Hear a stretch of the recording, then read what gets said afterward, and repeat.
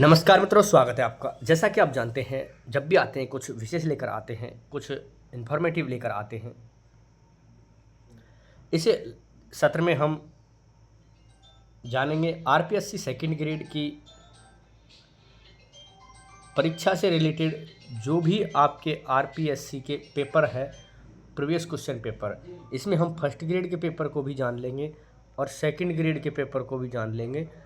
अब जरूरत पड़ी तो हम असिस्टेंट प्रोफेसर के पेपर को जानेंगे, नेट के पेपर को जानेंगे, सेट के पेपर को जानेंगे, ठीक है। लेकिन जब ये हम जानेंगे तब हम एक बात ध्यान में रखेंगे महत्वपूर्ण तरीके से कि हम इसमें वो सारे पेपर जो पढ़ेंगे वो इस बात को ध्यान में रखकर पढ़ेंगे कि हमारे लिए जो साहित्य है वो भी महत्वपूर्ण है सेकंड ग्रेड में। अब हम जरूरत पड़ेगी तो थर्ड ग्रेड के पेपर भी जानेंगे, और भी एसआई के जो पेपर है उसमें भी आपकी आती है हिंदी। तो यहाँ पर व्याकरण प्लस जो साहित्य है हिंदी का, वो तथ्य हम ऐसे महत्वपूर्ण तरीके से जानेंगे कि हमें पिछली परीक्षा के हिसाब से हमारी तैयारी एकदम परफेक्ट करा दे। ये पेपर है आरपीएससी फर्स्ट ग्रेड जो 2025 के नाम से बढ़ती थी, और अभी इसका संपादन हुआ है पेपर का। फ़िलहाल में अभी 15-20 दिन पहले ये पेपर जो आपका लगा था आरपीएससी फर्स्ट ग्रेड का, और स्कूल लेक्चरर का था ये, सॉरी स्कूल एजुकेशन का जो था ना। और दो तरीके के तो यही हो गए, स्कूल एजुकेशन और संस्कृत एजुकेशन। पेपर आपके लिए खूब पर्याप्त मैं आपको यहाँ पर सॉल्व करा दूँगा, ठीक है। तो जानेंगे क्या क्या। पहले तो उसका पेपर का प्रश्न तो जानेंगे ही, उसका सॉल्यूशन जानेंगे हम, ठीक है। उसका टाइप जानेंगे, कैसे प्रकार का प्रश्न, थोड़ा सा हाई लेवल है कि मीडियम है। पेपर को कुछ कठिन बनाने के लिए भी प्रश्न दिए जाते हैं, उनको महत्वपूर्ण पढ़ेंगे क्योंकि वो कहीं भी दे सकते हैं। और दूसरी बात है कि हम इसकी जो है व्याख्या करेंगे, विद्वानों के विचार भी इसमें जानेंगे, और अन्य जो परीक्षाएं हैं उनमें ये कब कब आए ये प्रश्न हम जानेंगे। इसमें ये सारी चीज़ें जानेंगे व्याकरण के तरीके से, सब तरीके से, ठीक है। जैसा कि आप देख पा रहे हैं, प्रश्न संख्या 1 है, तत्सम शब्द है चाप सूत्र छेद काया। तो उत्तर तो हमारा सूत्र है, तत्सम शब्द है। छिद्र होता ना छेद की जगह, तो छिद्र में आपका तत्सम आ जाता, लेकिन छेद है तो आपकी हिंदी ही है। तत्सम शब्द आप जैसा कि देख पा रहे हैं, तत्सम शब्द वे संस्कृत शब्द है जो हिंदी में ग्रहण किए गए हैं। चाप तद्भव है, चाप का तत्सम जो है वो और था, और सूत्र जो है संस्कृत का मूल शब्द है, ये अतः तत्सम शब्द है। और छेद जो है संस्कृत में से आया है, परंतु परीक्षा उपयोगी दृष्टि से निर्वात तत्सम सूत्र जो है वो नहीं है। छाया संस्कृत है, किंतु प्रश्न में अपेक्षित उत्तर सूत्र है।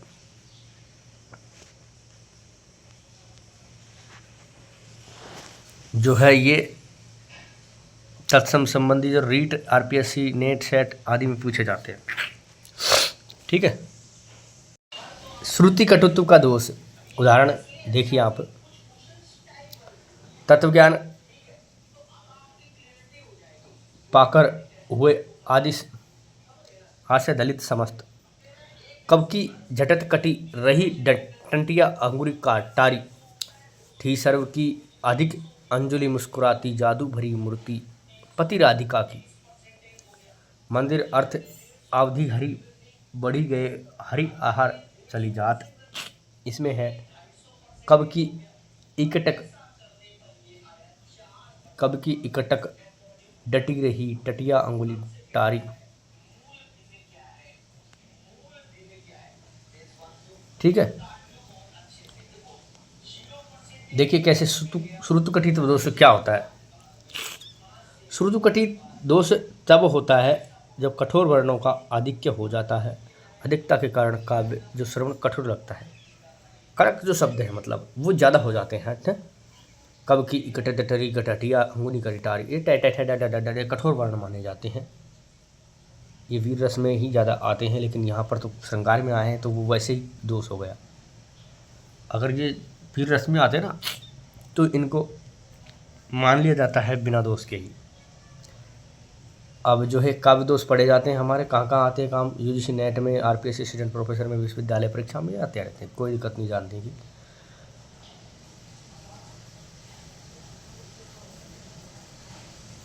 ये दोष का ही प्रश्न दूसरा आ गया है। यहाँ पर हमारे यहाँ पर दोष नहीं है, ध्यान रखिए। ये दोष जो है आरपीएस सेकंड ग्रेड में दोष नहीं है, काव्य दोष नहीं दिया गया है, कोई दिक्कत नहीं है। इसको पढ़ें तो पढ़ें, नहीं मत पढ़ें। देखिए निम्नलिखित में से ग्रामत्व दोष का उदाहरण नहीं है। अलिपास पीडी भले मोहि किनि पोड़न देत, दूसरा है मुखमयंत देखत विकसा मानन कुंज, तीसरा है धनु है गौरमदय नाही, चौथा पढ़े जाटिल रहे, पढ़े जटाले में रहे नींद न आई राती। उत्तर हमारा जो है दो माना है, मुखमयंक देखर विकसा मानिश कुंज। आगे देखिए आप, इसमें इन्होंने थोड़ी व्याख्या दी है। ग्रामत्व दोष में अशिष्ट, ग्रामित्व और असाहित्यिक शब्दों का प्रयोग होता है और अत्यंत साहित्यिक और काव्यात्मक अभिव्यक्ति है, इसलिए ग्रामात्मक दोष है। काव्यशास्त्र में ग्रामत्व, अश्लीत्व, सुकृतित्व आदि दोषों का अध्ययन अनिवार्य माना जाता है। 4 दोष प्रमुख माने जाते हैं इसमें ना।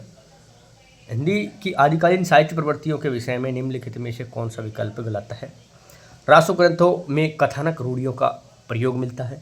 आदिकाल में कथ्य की विशेषता के साथ छंद प्रयोग की विविधता मिलती है। रासो काव्य में वीर रस की अभिव्यंजना हेतु छप्पे, त्रोटक, नाराज आदि छंदों का प्रयोग होता है। आदिकालीन हिंदी साहित्य में कोमल भाव की अभिव्यंजना डिंगल शैली में की गई है। ठीक है, तो ये आदिकालीन में हिंदी साहित्य में कोमल भाव की अभिव्यंजना डिंगल शैली में ही की गई है, ये माना जाता है। डिंगल शैली मुख्यतः वीर रस के अशुद्ध, मतलब ये गलत है, ध्यान रखिए। डिंगल शैली जो है उसमें ज़्यादातर आपकी वीर रस की रचनाएं मिलती है आपको। ठीक है, तो वही बात है, ये कह रहे हैं वीर रस, युद्ध वर्णन, पराक्रम आदि की अभिव्यक्ति मिली जाती है। डिंगल के प्रमुख जो है वो है सूर्यमल मिश्रण, डिंगल के हैरोक्स। और कोमल भाव प्रेम अभिव्यक्ति के लिए पिंगल शैली मानी जाती है। चौथा कथन गलत है, जाहिर सी बात है। आदिकालीन रासो साहित्य राजस्थान की प्रतियोगी परीक्षाओं में अत्यधिक पूछा जाता है, कोई बड़ी दिक्कत नहीं है। प्रस्तुत पंक्तियाँ किस छंद की है? वाह छवि को रस खान विलोकत, वारत काम कली निज कोठी, काग के भाग महासजनी हरि हाथ से ले गए और माखन रोटी। क्या बात है, ये आपसे अर्थ पूछ सकता था, इसमें से कुछ प्रश्न कुछ पूछ सकता था, लेकिन यहाँ पर इन्होंने सीधा ही छंद पूछ लिया है। देखिए क्या छंद है इसका, मेरे हिसाब से तो इसका छंद होना चाहिए आपका मत्ते गंध सवैया, है ना। यहाँ पर मत्ते गंध सवैया ही है, बिल्कुल हमारा अंदाज़ा गलत नहीं है। मत्ते गंध सवैया, व्याख्या में थोड़ा सा देख लीजिए आप इसको। रसखान की प्रसिद्ध पंक्ति है और सवैया छंद का उदाहरण है। सवैये के कई प्रकार होते हैं, इनमें एक प्रकार है मत्ते गंध सवैया।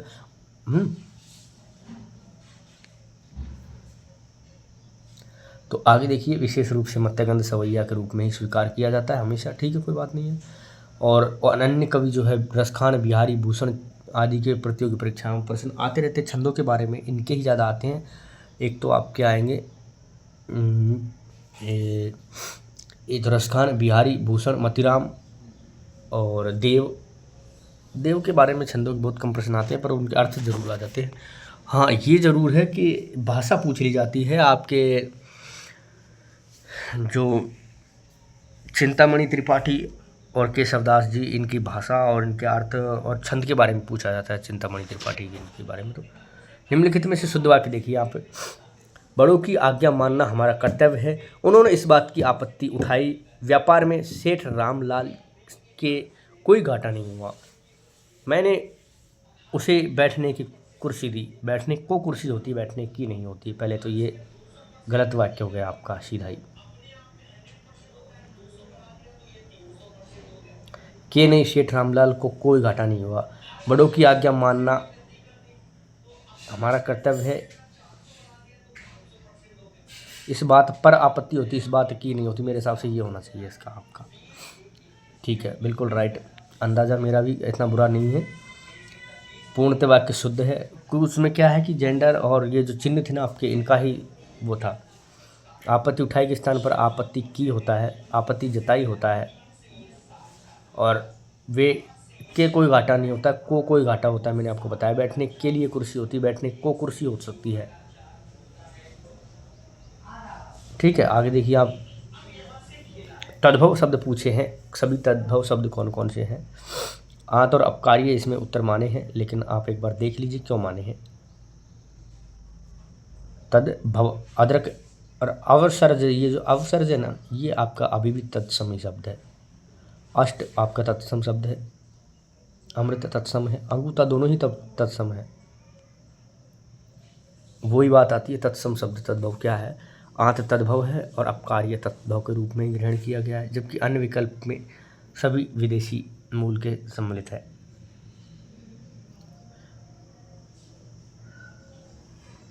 ठीक है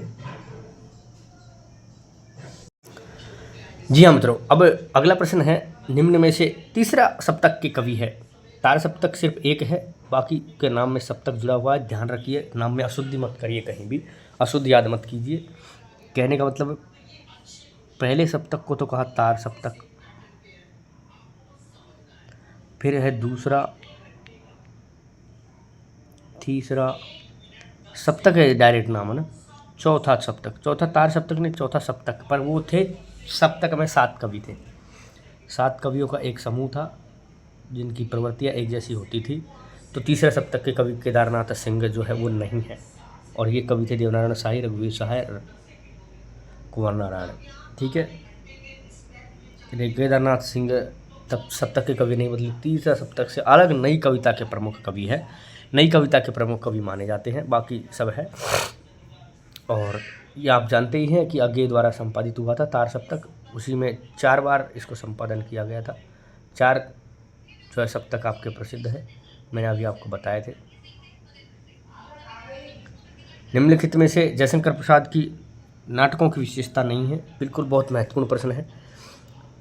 उनके नाटक सांस्कृतिक हैं, वे देश की समृद्धि के प्रतीक हैं। उनके नाटकों का देशकाल पर्याप्त विस्तृत है। उनके नाटकों में लघुतात्मकता दृष्टिकोण होती है। उनके नाटकों में भी दर्शन, लेकिन उनकी दार्शनिकता उनकी नाटकीय कलात्मकता में विघ्न उपस्थित नहीं करती है। बिल्कुल है, लेकिन ये जो है वो बिल्कुल बीच वाली तीसरी वाली विशेषता जो गलत है। ये सब कुछ सही है, तीसरी वाली विशेषता आपकी सही नहीं है। ये भी सही है, ये भी सही है, ये भी सही है। प्रसाद के व्यापक ऐतिहासिक होते हैं, सांस्कृतिक होते हैं, लघुतात्मकता नहीं होती, खूब बड़े बड़े होते हैं, विराट होते हैं। ऐतिहासिक व नाटक विस्तार से बताए जाते हैं, कोई दिक्कत नहीं है। सांस्कृतिक और देश की समृद्धि का प्रतीक तो है ही।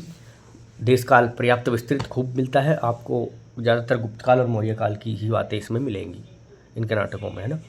उनके नाटकों में दर्शन है, लेकिन दर्शन इतना प्रभावी नहीं हुआ है कि आपको विघ्न ही डाल देगा। आगे देखिए प्रश्न संख्या 10, निम्नलिखित में राम स्नेही काव्य परंपरा के कवि नहीं है। नरहरि वारट, हृदय राम, माधवदास चारण, हरिराम व्यास। हरिराम व्यास कृष्ण संप्रदाय के हैं, राम संप्रदाय के नहीं हैं। हरिराम व्यास राधा वल्लभ संप्रदाय के प्रमुख भक्त कवि माने जाते हैं, राम स्नेही संप्रदाय से नहीं है। ठीक है, राम स्नेही का ठीक है। विदेशी शब्द कौन सा है, कौन सा नहीं है। देखिए चेतक जो शब्द है वो विदेशी नहीं है, चेचक शब्द विदेशी नहीं है। तो खिचड़ी, तमाशा और दर, ये तीनों हैं। चेचक देशज शब्द है, तद्भव प्रकृति का शब्द है। खिड़की, तमाशा, देर और ये सब विदेशी भाषाओं के प्रभाव माने जाते हैं इन पर, है ना। क्रम से सही अर्थ उपयुक्त वाला शब्द युग्म छाटिए प्रश्न संख्या 12 में।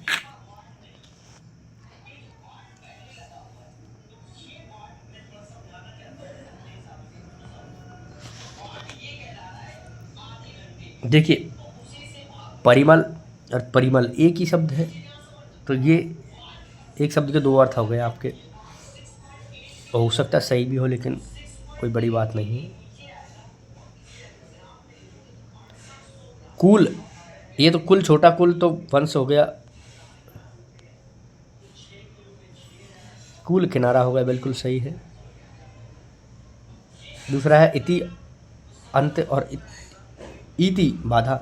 इंद्रा लक्ष्मी और इंद्राणी इंद्र की पत्नी, तो ये इनमें यहाँ पर निकटवर्ती जो है संस्कृत भिन्नार्थक शब्द दिए हुए हैं, जबकि ये अनेकार्थी शब्द है परिमल। ठीक है, तो यहीं पर अर्थयुगम जो सही है वो नहीं है।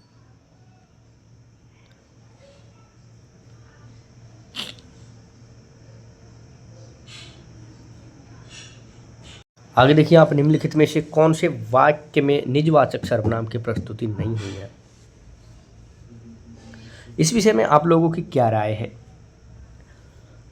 मैं आप वहीं से आया हूँ, आपके होता है तो मैं अपने को सुधार रहा है, वह अपने को सुधार रहा है। अपने से बड़ों का आदर, बड़े का नहीं बड़ों का होता है, बड़ों का आदर करना उचित है। इस विषय में आप लोगों की क्या राय है? ये जो है निजवाचक शब्द की युक्ति नहीं हुई है। बाकी में अपने आपने वो जो आप शब्द हुआ ना, निजवाचक में आप शब्द से रिलेटेड जो है वो आपको मिलेंगे शब्द। ठीक है,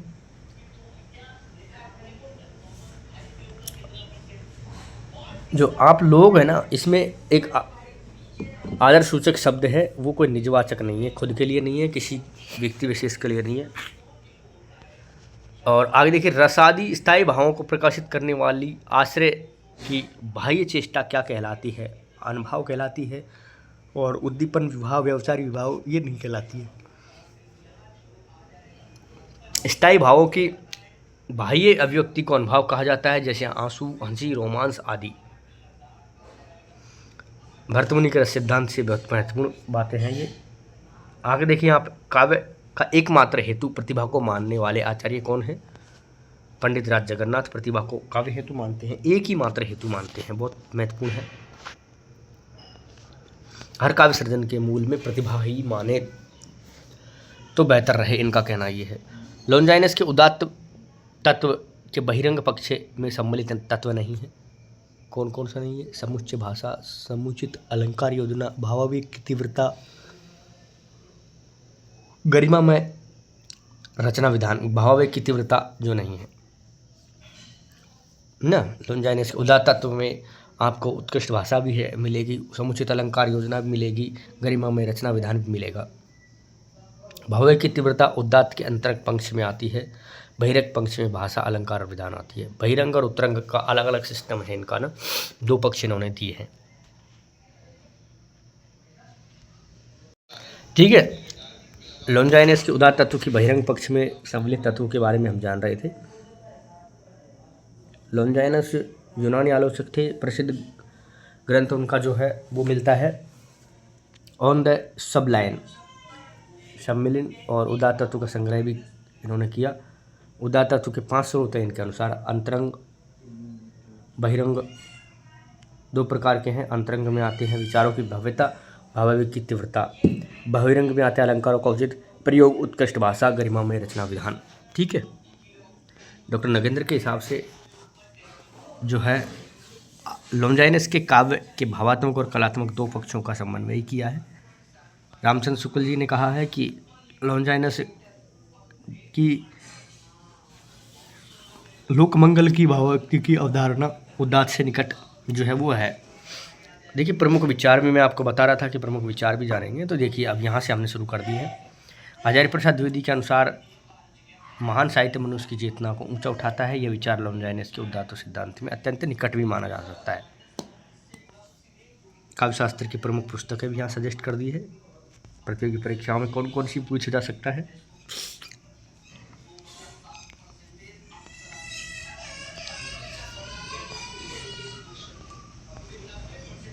अब देखिए 17वां प्रश्न है, कौन सा कथन गलत है? हिंदी भाषा के विकास में अपभ्रंश का महत्वपूर्ण योगदान। हिंदी भाषा विकास स्वर से या अपभ्रंश से माना जाता है। ठीक है,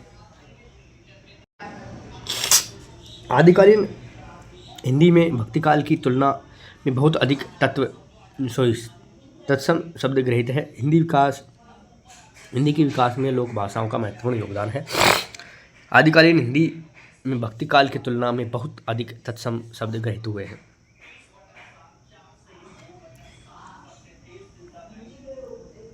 क्योंकि हिंदी के विकास में जो है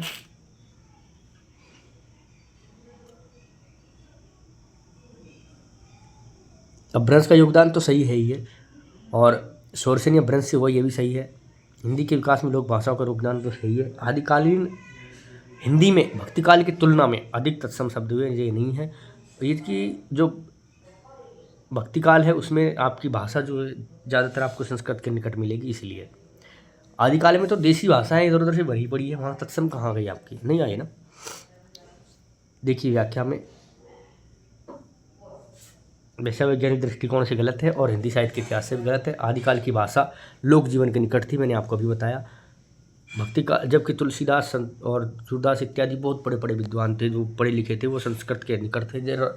केशवदास जी जैसे तो संस्कृत में लिख के ही गए हैं, और विद्यापति जो थे उन्होंने भी संस्कृत में लिखा। विद्यापति को भक्तिकाल माना जाता है, ध्यान रखिए आप।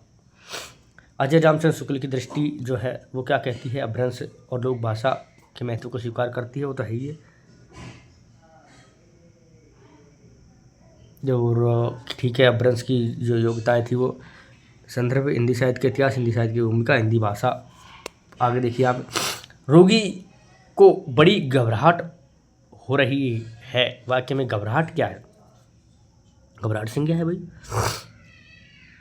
और घबराहट किसी भाव या अवस्था का नाम है जो किसी व्यक्ति, वस्तु, गुण, भाव, अवस्था का बोध कराए भी संज्ञा कहलाती है, आप जानते हैं। घबराहट भाववाचक संज्ञा है,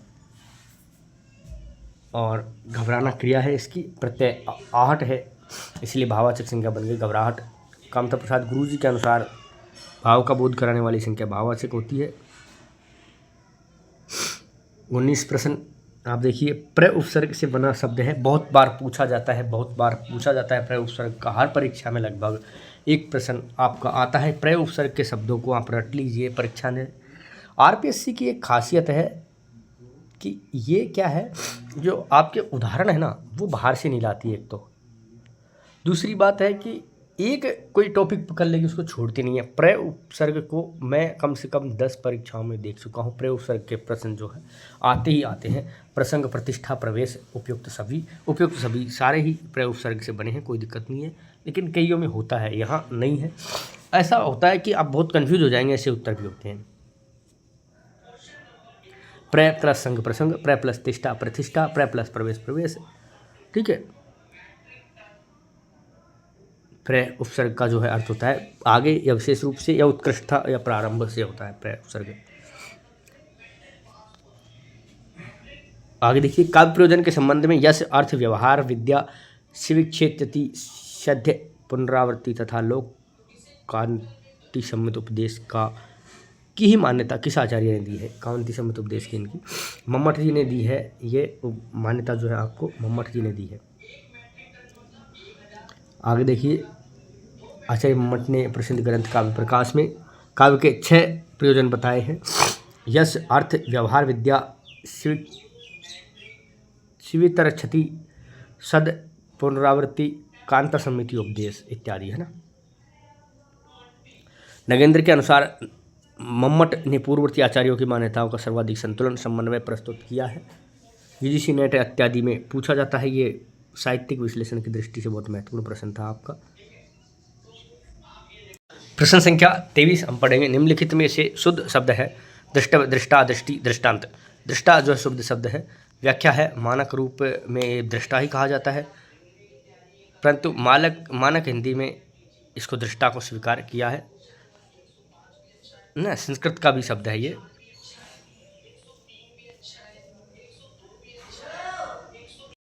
प्रश्न संख्या 22 देखिए, उत्तम काव्य धर्म, अर्थ, काम, मोक्ष, रूप, पुरुषार्थ, चतुष्टय तथा समस्त कलाओं में निपुणता को और प्रीति यानी आनंद रूप चतुर्वर्ग की उत्पत्ति करता है। काव्य प्रयोजन के संबंध में यह मान्यता किसकी है? ये है आपकी कुलपति जी की मान्यता है।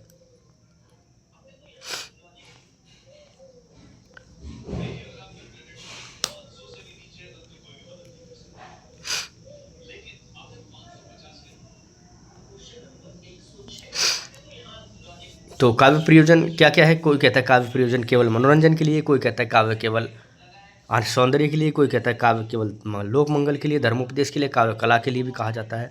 कुलपति जी का मत है संस्कृत काव्य शास्त्र में कुलपति ने काव्य को केवल आनंद का साधन नहीं माना। उनके अनुसार श्रेष्ठ काव्य धर्म देता है, अर्थ देता है, काम की सिद्धि करता है और मोक्ष की ओर ले जाता है। जो 4 वर्ग जो है धर्म अर्थ काम मोक्ष, उनके हिसाब से ये ढांचा बिल्कुल सही है। नगेंद्र जी ने भी केवल कला नहीं माना गया है बल्कि जीवन निर्माण की साधन माना है। और भारतीय आचार संहिता में नैतिकता, आनंद और लोकहित तीनों का संबंध में देखा जाता है। रामचंद्र शुक्ल ने लोक मंगल की साधना माना है। साहित्य मनुष्य के संकुचित स्वार्थ को ऊपर उठाकर लोकमान्य की भूमि पर ले जाता है ना। हजारी प्रसाद द्विवेदी की जो दृष्टि है वो क्या कहती है, साहित्य के मनुष्य की सांस्कृतिक चेतना का विकसित करना ही उनके अनुसार साहित्य है। मम्मट के प्रश्न पूछे जाते हैं और भरतमुनि के मम्मट जी कहते हैं यश अर्थ व्यवहार विद्या शिव क्षेत्रति। भरतमुनि कहते हैं धर्म यश आयु हित बुद्धिवर्धन। कुलपति कहते हैं पुरुषार्थ चतुष्पथ प्रति। और कुलपति 4 पुरुषार्थ मानते हैं, इसके अलावा प्रीति मानते हैं। ठीक है, प्रश्न संख्या 23 आपकी है। भारतेंदु युगीन पत्र पत्रिकाओं एवं संपादक दृष्टि में असंगत विकल्प है। पद्म प्रभा राधाचरण गोस्वामी, हिंदी प्रदीप्त पंडित बालशंकर भट्ट, सदादर्श लाला श्रीनिवास दास, भारत मित्र रुद्रव्रत। भारत मित्र जो है रुद्रव्रत ने नहीं किया संपादन, बाकी सबका संपादन सही है ना। भारतेंदु में पत्र पत्रिकारिता बहुत हुई थी उस समय पर। हिंदी प्रदीप्त जो है बालकृष्ण भट्ट, आलोचना का विकास, राष्ट्रीय चेतना, समाज सुधार दिया। और पद्म प्रभा जो है रामचंद्र गोस्वामी जी ने दिया। और सदार्थ जो है शिव श्रीनिवास दास जी ने, लाला श्रीनिवास दास का नाम तो आपने सुना ही होगा। भारत मित्र जो है रुद्रव्रत ने नहीं, ये गलत है बस।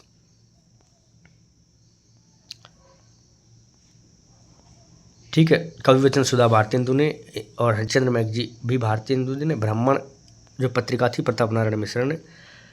प्रदीप जलया भट्ट ने, हिंदी प्रदीप्त बालकृष्ण भट्ट ने, ये ध्यान रखिए आप। 24 प्रश्न संख्या है। निबंध संग्रह और उनके रचनाकार की दृष्टि से कुछ उथले कुछ गहरे, डॉक्टर इंद्रनाथ मदान। साहित्यिक सहचर हजारी प्रसाद द्विवेदी। माटी हो गई सोना, कन्हैयालाल मिश्र प्रभाकर ने। माटी का फूल महादेव वर्मा। माटी का फूल महादेव वर्मा ने जो है ये नहीं लिखा था। हिंदी निबंध संग्रह जो है वो रामचंद्र शुक्ल जी को हिंदी निबंध संग्रह का कसौटी माना जाता है। व्यक्तित्व चिंतन, अनुभव और संवेदना प्रत्यक्ष रूप से दिखाई देती है। कुछ उथले इंद्रनाथ मदान ने युगबोध साहित्य और संस्कृति पर केंद्रीय निबंध संग्रह जो है ये है। साहित्य सहचर जो हजारी प्रसाद द्विवेदी जी का है, ये जो है बुद्धिमत्ता, विद्वता और सरसता का अद्भुत समन्वय मिलता है। माटी हो गई सोना कन्हैयालाल प्रभाकर का है। यह अत्यंत लोकप्रिय और जो है ग्राम्य जीवन, राष्ट्रीयता और मानवीय मूल्यों को सुधारते हुए। माटी के माटी का फूल जो है वो इनका नहीं है। ये माटी का फूल विद्यानिवास मिश्र इत्यादि किसी का होना चाहिए। जहाँ तक राम सिंह अध्यापक पूर्ण सिंह जो है उनका होना चाहिए। ठीक है, और प्रश्न संख्या 25 देख लेते हैं। किस विकल्प में अशुद्ध शुद्ध है? अशुद्ध शब्द है पुरस्कृत झटका। ठीक है, और तो प्रश्न संख्या 25 हम देखते हैं। पुरस्कृत और जटा, अनुग्रहित, अंतर्भाव। अनुग्रहित जो है एकदम अशुद्ध है, इसमें अनुग्रहित होना चाहिए, अनुग्रहित नहीं। मानक रूप है अनुगृहित, बड़ी ही होनी चाहिए। ही और हित का प्रयोग है। ठीक है, फिलहाल के लिए हम यहाँ पर प्रश्न संख्या 1 से 25 तक जान चुके हैं। इस प्रश्न पत्र को हम 3 से 4 खंडों में जान लेंगे, क्योंकि थोड़ी विस्तृत व्याख्या इसलिए ज़रूरी है कि ये तत्कालीन अभी हुआ है। इससे पहले जो 3rd ग्रेड की परीक्षा थी उसमें बहुत भयंकर तरीके से आपका पैटर्न बदल दिया था। बहुत हार्ड पेपर था। ये पेपर आपको 1st ग्रेड के हिसाब से ज़्यादा हार्ड नहीं मिल रहा है, इसलिए हो सकता है इसी पैटर्न पे हमारा प्रश्न पत्र आए तो वो ज़्यादा महत्वपूर्ण नहीं हो, इसलिए इसमें से कुछ प्रश्न तरीके इसमें मिलेंगे, इसलिए इसको ज़्यादा विस्तार से हम जानेंगे। फिलहाल के लिए इस सत्र का हम यही अंत करते हैं। अगली वीडियो में फिर मिलेंगे। नमस्कार, धन्यवाद।